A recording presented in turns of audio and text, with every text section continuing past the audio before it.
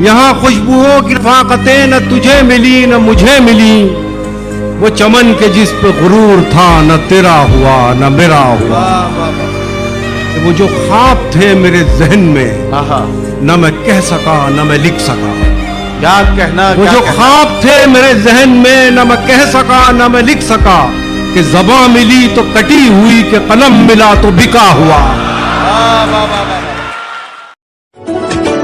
راجدھانی راجدھانی راجدھانی راجدھانی۔ مولانا عمرین محفوظ رحمانی صاحب سے التماس کرتا ہوں کہ مائک پہ تشریف لائیں اور دعائیہ کلمات سے نوازیں۔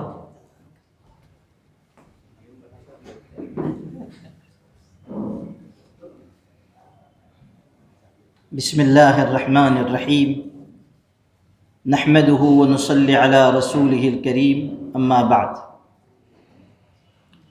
قال اللہ تبارک وتعالی فی القرآن المجید والفرقان الحمید، اعوذ باللہ من الشیطان الرجیم، بسم اللہ الرحمن الرحیم، نون والقلم وما یسطرون، صدق اللہ مولانا العظیم۔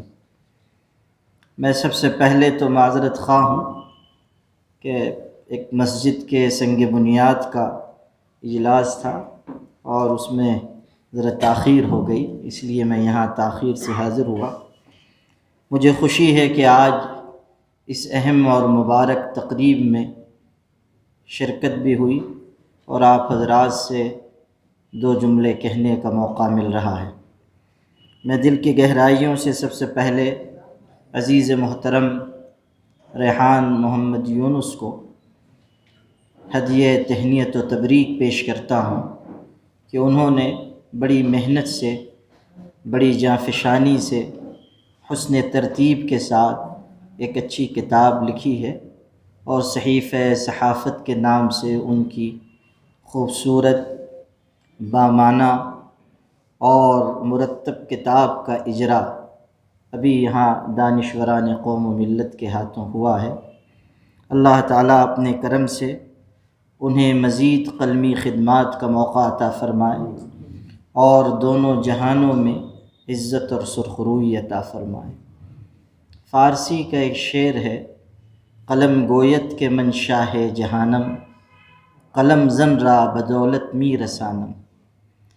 قلم یہ کہتا ہے کہ میں خود دنیا میں بادشاہت کا منصب رکھنے والی چیز ہوں، اور جو قلم چلاتا ہے میں اسے نعمت، دولت اور برکت سے روشناس کیا کرتا ہوں۔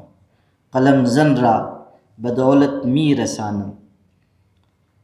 یہ حقیقت سمجھنے کی ہے کہ دنیا میں قلم کی طاقت عظیم طاقت ہے، بلکہ کہنے والوں اور لکھنے والوں نے یہ بھی کہا اور لکھا ہے کہ قلم کی طاقت تلوار کی طاقت سے زیادہ ہے۔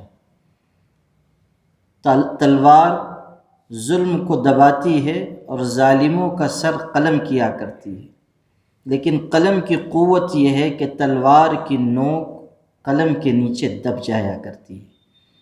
اسی لیے یہ بات عربی کتابوں میں ہے کہ ان سیوف المجاہدین تحت اقلام الملوک، کہ مجاہدین اور سپاہیوں کی تلواریں اس وقت تک حرکت میں نہیں آتی ہیں جب تک کہ بادشاہوں کے قلم کا اشارہ انہیں نہ مل جائے۔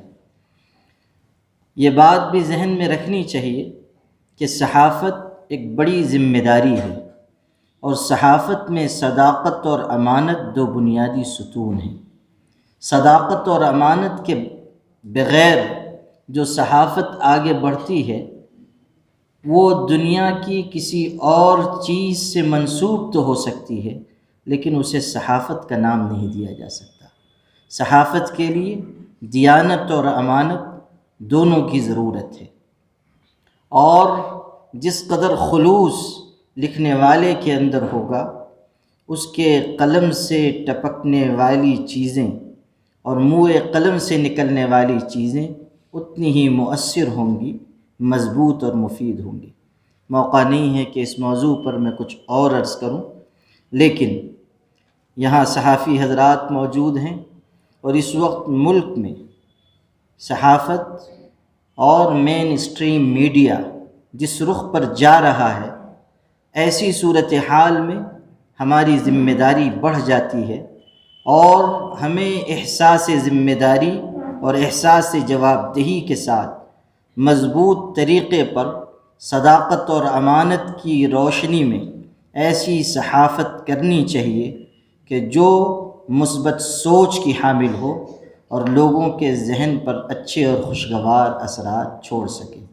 میں دل کے گہرائیوں سے مکرر مبارکباد پیش کرتا ہوں ریحان محمد یونس صاحب کو۔ ماشاء اللہ خطبہ صدارت ہو چکا اور پروفیسر عبدالمجید صدیقی صاحب کا یہ حسن ظن ہے کہ انہوں نے خطبہ صدارت کے بعد بھی ترتیب توڑ کر یہ بات فرمائی کہ میں یہاں کچھ عرض کروں۔